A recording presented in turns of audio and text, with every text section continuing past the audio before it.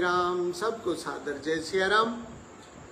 बालकांड की कथा श्रवण कर रहे हैं। इस राम जी के चरित्र को सबसे पहले किसने रचा और फिर किस तरह से वह इस धरती पे आया। सबसे पहले रचि महेश निज मानस राखा, पाई सुसमय शिवासन भाखा। ताते रामचरित मानस बर धर्यो नाम हिय, हे रे हरसि हर। कहूँ कथा सोई सुखद सुहाई, सादर सुनहु सो जन मनो लाई।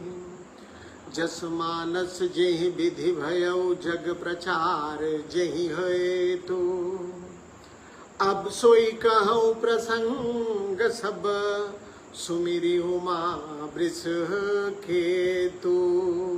यह रामचरितमानस जैसा है, जिस प्रकार से बना है, जिस हेतु जिस कारण से जगत में इसका प्रचार हुआ है, अब गोस्वामी जी कहते हैं अब मैं शिव और पार्वती को हृदय में स्मरण करके वह प्रसंग सुनाता हूँ। बाबा ने लिखा, शंभु प्रसाद सुमति हुलसी, रामचरितो मानस कवि तुलसी। शिव जी की कृपा से उनके हृदय में सुंदर बुद्धि का विकास हुआ। शिव जी की कृपा से हृदय में बुद्धि का विकास हुआ, जिससे यह तुलसीदास श्री रामचरितमानस का कवि हो गया, कवि बन गया। शंभु प्रसाद सुमति हिय हुलसी, रामचरित मानस कवि तुलसी। शिव जी की कृपा से गोस्वामी जी कहते हैं उनके हृदय में सुबुद्धि विकसित हुई, जिस कारण से यह तुलसीदास इस रामचरितमानस को लिखने में सक्षम हुआ। करहि मनोहर मति अनुहारी, सुजन चरित सुनि लेहु सुधारी। गोस्वामी जी कहते हैं कि मैं तो अपनी बुद्धि के अनुसार इसे अच्छा ही बनाता हूँ, किंतु इसे सुन के अपने चित्त को आप भी सुधार लीजिए। करहि मनोहर मति अनुहारी, अपने बुद्धि के अनुसार तो मैंने इसे ठीक ठीक रचना की है, लेकिन सुजन सुचित सुनि लेहु सुधारी। सुंदर चित्त से इसे सुन के सज्जनों आप अपना सुधार कर लीजिए। सुमति भूमि थल हृदय अगाधु, वेद पुराण उदधि घन साधु। बरसई राम सुजस बर बारी, मधुर मनोहर मंगलकारी। ये जो सुंदर बुद्धि जो है जमीन है, हृदय उसमें गहरा स्थान, वेद पुराण समुद्र, और साधु संत जो है मेघ है। मेघ साधु संत रूपी जो मेघ है, राम जी के यश को सुंदर मधुर मनोहर सुंदर मेघ जो है क्या कर रहे हैं, राम जी के यश की सुंदर मनोहर कल्याणकारी जल की वर्षा कर रहे हैं। लीला सगुन जो कहीं बखानी, सोई सच था करई मलहानी। प्रेम भगत जो बरनि न जाई, सो ये मधुर तासु शीतल थाई। लीला सगुन, सगुन लीला का जो इसमें वर्णन है, वह राम सुयस रूपी जल की निर्मलता है। प्रेम भगत जो बरनि न जाई, और जो सुयस रूपी जल की निर्मलता है, जो हमारे गंदगी को, हमारी कलुषता को साफ करती है, और जिस प्रेमा भक्ति का वर्णन नहीं किया जा सकता है, वही इस जल की मधुरता, सुंदरता और शीतलता है। सो जल सुकृत सालिहित होई, राम भगत जन जीवन सोई। मेघा मेधा महिगत सो जल पावन, सकिल श्रवण मग चले सुहावन। भरे वो सुमानस सुथल थिराना, सुखद सित रुचि चारु चिराना। सुट सुंदर संवाद बर बिरचे बुद्धि विचार, तिहि पावन सुबग सर घाट मनोहर चार। बाबा ने लिखा कि इस कथा में बुद्धि से विचार कर जो चार अत्यंत सुंदर संवाद रचे गए हैं, वही इस सुंदर मानस सरोवर के चार घाट हैं, चार संवाद हैं। कौन सा?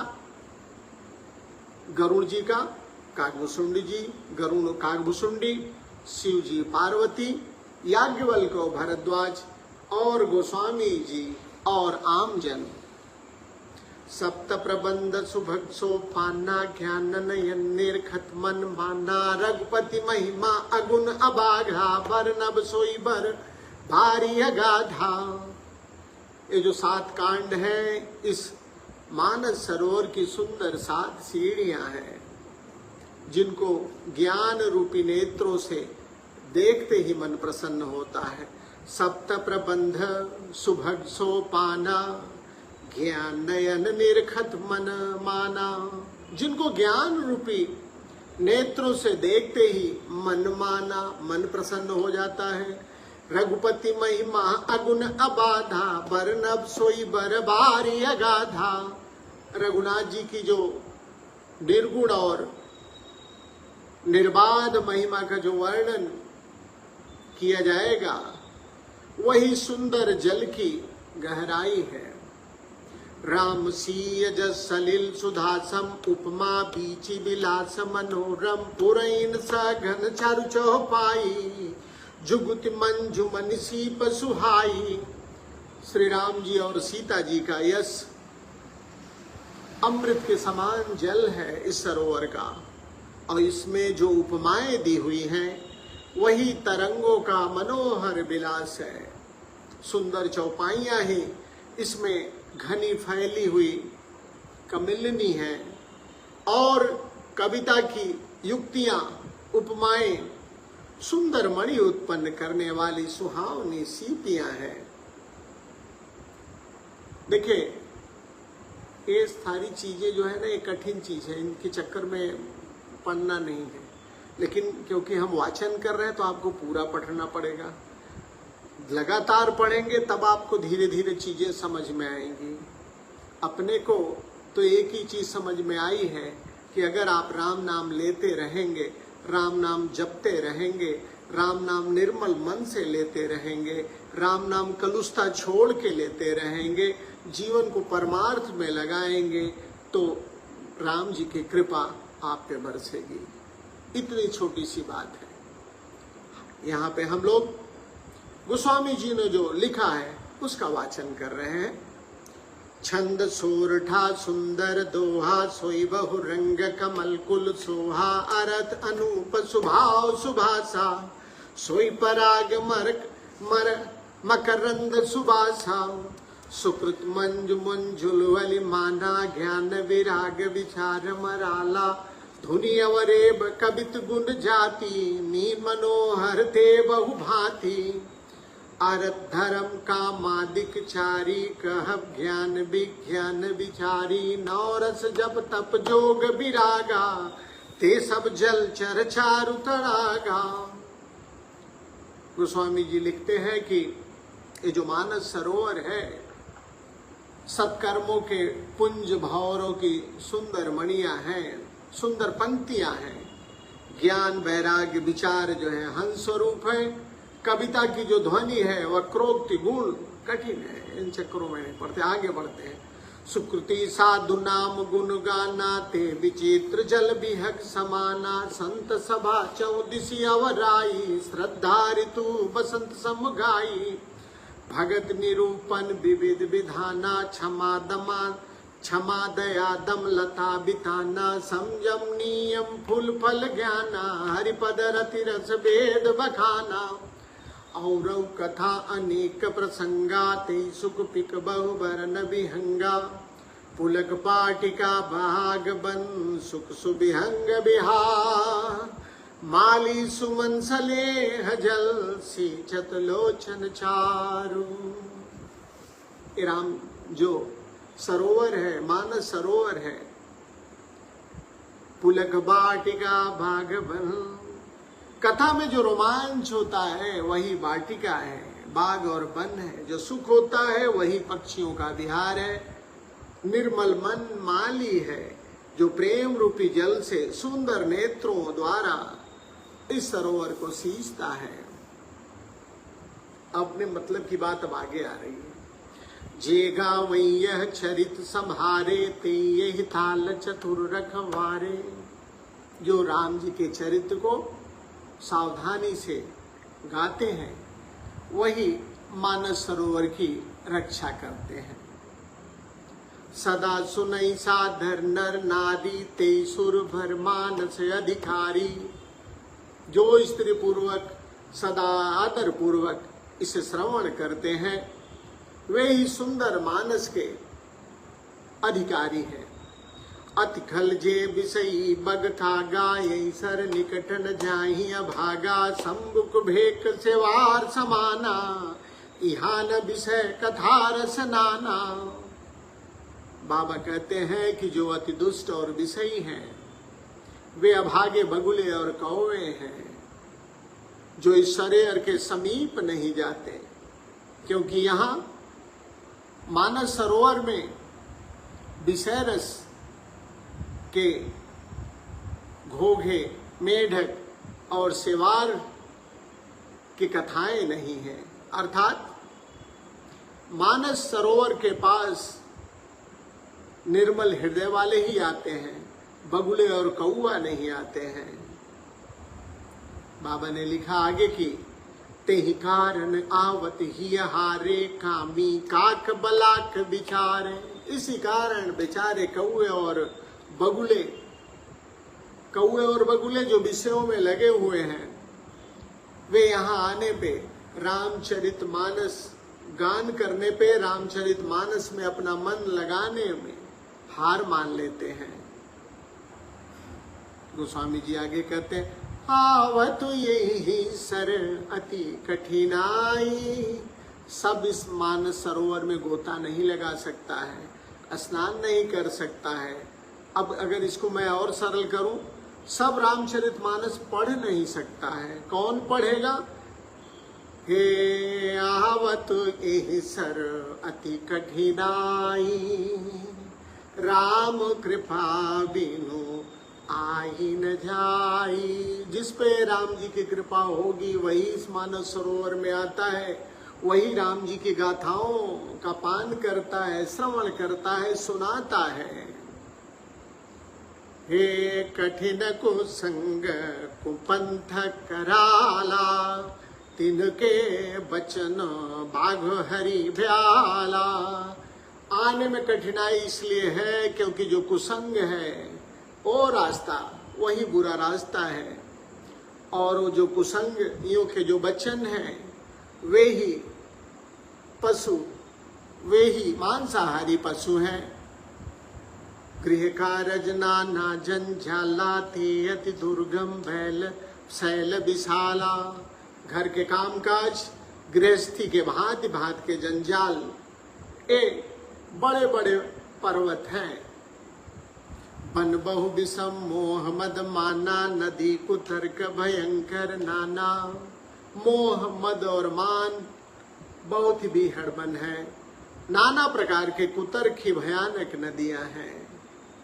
इस मानस सरोवर में अवगाहन करने, रामचरित का पान करने कौन आ सकता है? जे श्रद्धा संबल रहित नहीं संतन करसा। तिनकहु मानस अगम अति जिनैन प्रिय रघुना।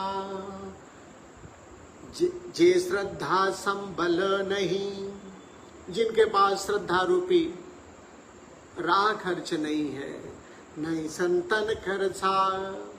जिनके पास श्रद्धा नहीं है न तो सत्संग है, जिन्हें राम जी प्रिय नहीं है उनके लिए यह रामचरितमानस। तिन कहु मानस अगम अति, उनके लिए मानस अगम है, कभी भी समझ में न आने वाला।